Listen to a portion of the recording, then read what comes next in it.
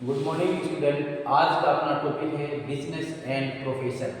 Business and profession में अपने को जो प्रॉफिट एंड लॉस अकाउंट देगा उस पर अपने को थोड़ा ध्यान रखना है कि जो प्रॉफिट एंड लॉस अकाउंट दिया है उस प्रॉफिट एंड लॉस अकाउंट में बीआर में जो एक्सपेंसेस दे रखे हैं वो यदि अलाउड नहीं है, बिजनेस से रिलेटेड नहीं है, कैपिटल नेचर के है, तो उनको आप डिस अलाउ कर देना। ठीक है, क्या करेंगे? Disallow. क्लियर? और सीआर साइड में अपने को देखना है इनकम, जो बिजनेस से रिलेटेड नहीं है उसको भी आपको क्या करना है? डिस अलाउ करना है। कहने का मतलब डीआर के एक्सपेंसेस जो बिजनेस से रिलेटेड है वो लिखने हैं, सीआर में इनकम जो बिजनेस से रिलेटेड है वो लिखनी है, other income other expenses not related to business यदि आपको यहाँ डीआर सीआर में मिलते हैं तो उनको आप क्या करोगे? Disallowed. Income disallowed, expenses disallowed. जैसे डीआर में यदि डिसअलाउड है तो आप क्या करोगे? उस एक्सपेंसेस को वापस नेट प्रॉफिट में ऐड कर देना। इसी प्रकार से इनकम आपको लगे ये बिजनेस से रिलेटेड नहीं है तो बेटा इसमें भी आपको क्या करना है? उस इनकम को वापस लेस कर देना। ठीक है, क्योंकि आपको पता है कि डीआर में यदि आप लिखते हो तो आपका प्रॉफिट डिक्रीज हो जाता है, सीआर में कोई भी अमाउंट लिख देते हो तो प्रॉफिट प्लस हो जाता है, प्रॉफिट इंक्रीज हो जाता है। तो इस बेस पर ध्यान में रखते हुए अपने को प्रैक्टिस करने हैं। कल किए थे, आज हम अपने बुक का प्रैक्टिस स्टार्ट करते हैं। यस, अपन करें आपकी बुक का क्वेश्चन नंबर 4। यस, देखिए जो क्वेश्चन नंबर 4 है इसमें अपने को क्या डिटेल दे रखी है। Doctor Ratan is a registered doctor, he has prepared the following income and expenditure account।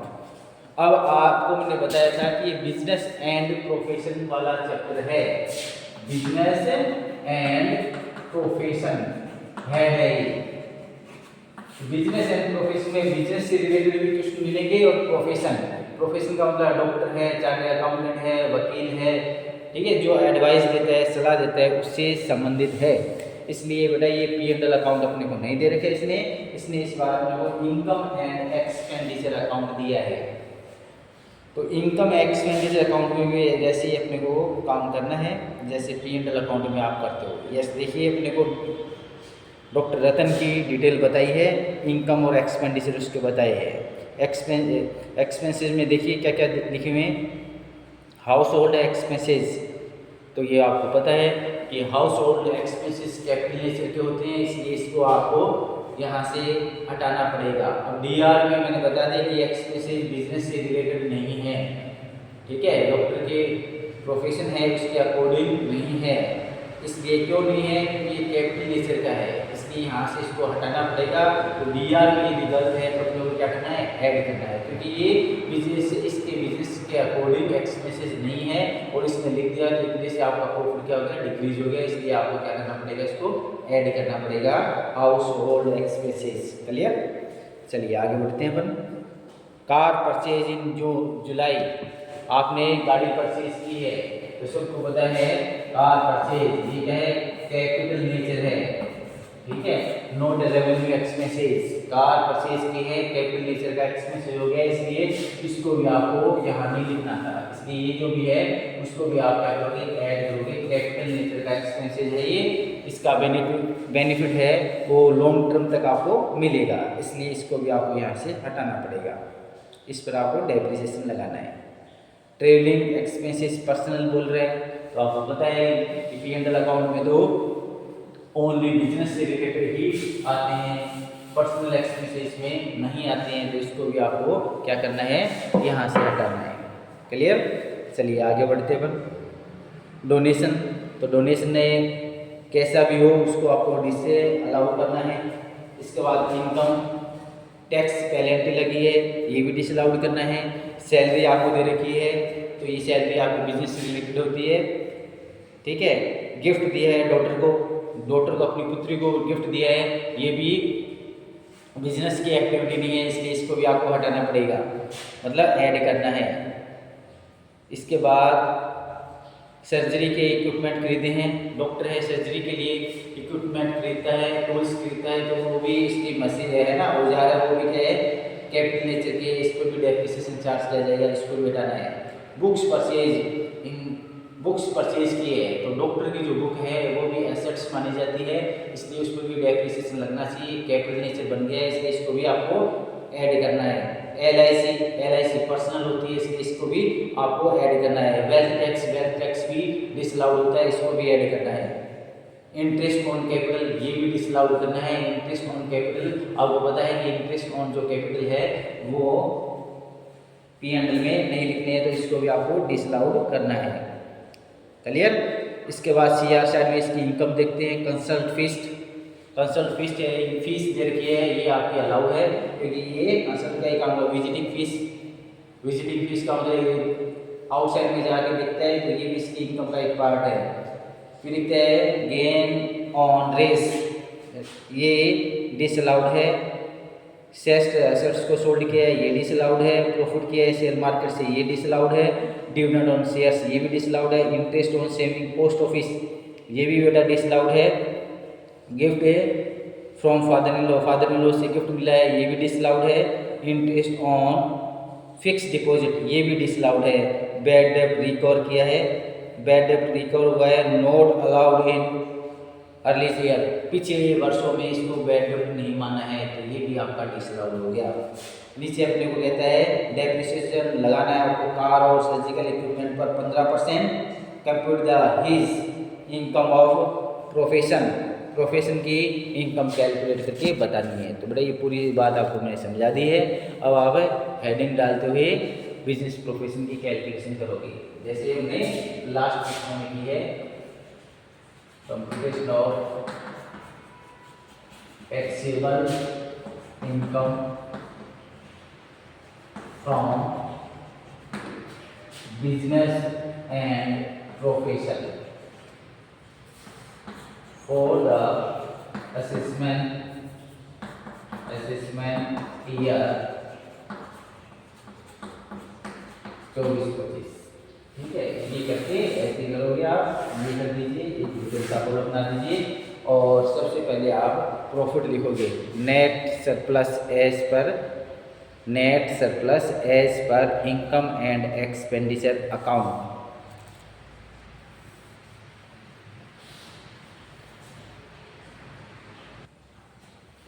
तो net surplus as per income and expenditure account, और ये अपने को दे रखे हैं इसमें, तो यहाँ नेट इसको लिख देंगे 8700, यहाँ पर लिख दीजिए। ये अमाउंट का कॉलम है और ये आपका डिटेल का है, तो ठीक है। फिर आपका तो ऐड, हाँ ये इनकम एंड एक्सपेंडिचर अकाउंट दे रखे हैं। यदि आपको प्रॉफिट एंड लॉस अकाउंट दे तो आपको क्या लिखना है, net profit as per P&L account. ठीक है, अब हम क्या लिखेंगे, net surplus as per income and expenditure account 8700, जो क्वेश्चन में गिवन है। अब एक्सपेंसेस डिसअलाउड करना है अपने को। अब आपको क्या लिखना है, एड एक्सपेंसेस डिसअलाउड, और जो मैंने डिसअलाउड बताई वो सब आप लिखोगे। यहाँ पर आप उनको डिफाइन करोगे, उनका टोटल करके यहाँ लिखोगे। फिर आपको लिखना है एस इनकम डिसअलाउड, ये वो यहाँ लिखोगे, यहाँ डिफाइन करके इनका टोटल करके यहाँ लिखोगे और फिर आपका आंसर आ जाएगा। ठीक है, तो मैं फटाफट बोल रहा हूँ, आप लिखते जाना। अभी जो एक्सप्लेन किया था वही है। हाउस होल्ड एक्सपेंसेस लिख दीजिए, अपनी बुक सामने रखिए, उसमें देखते जाइए हाउस होल्ड एक्सपेंसेस। इसके बाद 20,000 है house hold expenses. Car purchase 30,000, travelling की 4,000, डोनेशन के 1,000, इनकम टैक्स पेनल्टी 2,000, गिफ्ट है 7,000, कॉस्ट ऑफ सर्जिकल इक्विपमेंट के हैं 4,000, बुक्स के हैं 1,200 रुपये, LIC के हैं 2,000, वेल्थ टैक्स के 1,000 और इंटरेस्ट ऑन कैपिटल 1,000। ये बेटा ये पूरी डिटेल मैंने यहाँ बोल दी है, इनका टोटल करिए और यहाँ रख दीजिए। ठीक है, इनका टोटल करके यहाँ रखो आप, और ये कितना आएगा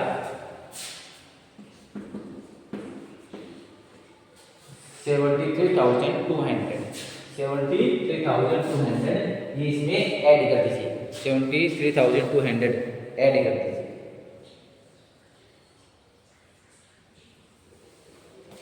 ये हो गया 31,900। इसी प्रकार से आपको, तो ये क्या है एक्सपेंसेस, ये आपने जो ऐड किया ये इसकी हेडिंग क्या रहेगी, expenses will not related under this head but debited in income and expenditure account. तो फिर आपको ये डिफाइन करना है। इसी प्रकार से लेस में डिसअलाउड किया है, तो इसकी हेडिंग क्या है, income not related under this head, वो थे एक्सपेंसेस नॉट रिलेटेड, ये है income not related under this head but credited in P and L account. ठीक है, उसी प्रकार से इनकम एक्सपेंडिचर के नाम से आप लिख देना। तो बेटा आप लेस करिए, इनकम जो लेस से करनी है वो फटाफट आप लिखते जाइए। Interest on post office saving account, interest on post office saving account, interest on post office saving account, ये अपने को देते हैं पोस्ट ऑफिस में 600। ठीक है, इस तरीके से आप लिखते जाइए। फिर नेक्स्ट लिखिए इंटरेस्ट ऑन, इंटरेस्ट नहीं, इसके बाद लिखो gift from father in law 2000। फिर लिखिए बैड डेट रिसीव्ड किया है 2000, sales of house 34,000, gain on race 10,000, profit on sale of security 6,000, debenture on shares 5,000 रुपये और इंटरेस्ट ऑन फिक्स डिपॉजिट 1,300 रुपये। ये आप सब लिख दीजिए। इसके बाद एक हेडिंग और लगाइए, एक हेडिंग इसके नीचे और लगाइए, उसमें लिखेंगे लेस, क्या लिखना है, less expenses related under this head but not type of, या फिर ऐसे लिखिए डेप्रिसिएशन। देखो इसमें आपने कार है, सर्जिकल इक्विपमेंट है और बुक्स है, इन तीनों को आपने कैपिटल माना है, तो कैपिटल के अकॉर्डिंग आपने यहाँ एक्सपेंसेस में तो इसको डिसअलाउड कर दिया, तो उन तीनों पर क्या लगना चाहिए था, डेप्रिसिएशन लगना चाहिए था, वो आपने लगाया नहीं है, इसलिए डेप्रिसिएशन है आपको बता रखा है कि पी&एल अकाउंट में यदि आप नहीं लिखते हो तो क्या करना है, एक्सपेंसेस है लेस करना है, इनकम है तो ऐड करना है। उसी बेस पर हम लिख रहे हैं less depreciation allowed but not charge, less depreciation allowed but not charge, depreciation था परंतु आपने नहीं लगाया। तो देखो लिखना डेप्रिसिएशन ऑन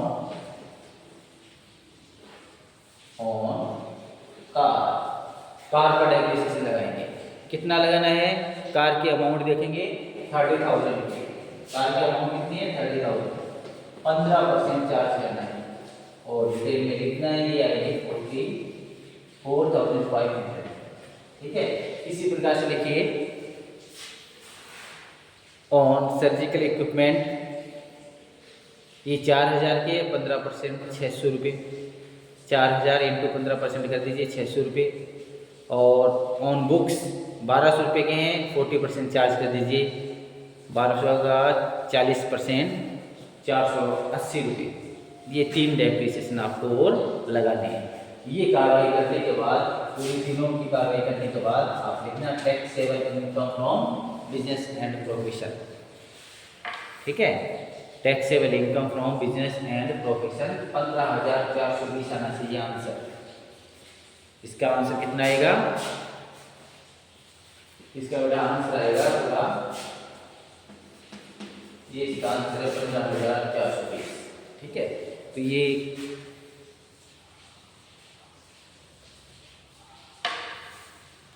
कंप्लीट हो चुका है। इससे नेक्स्ट वाला क्वेश्चन है वो आप करना। इसमें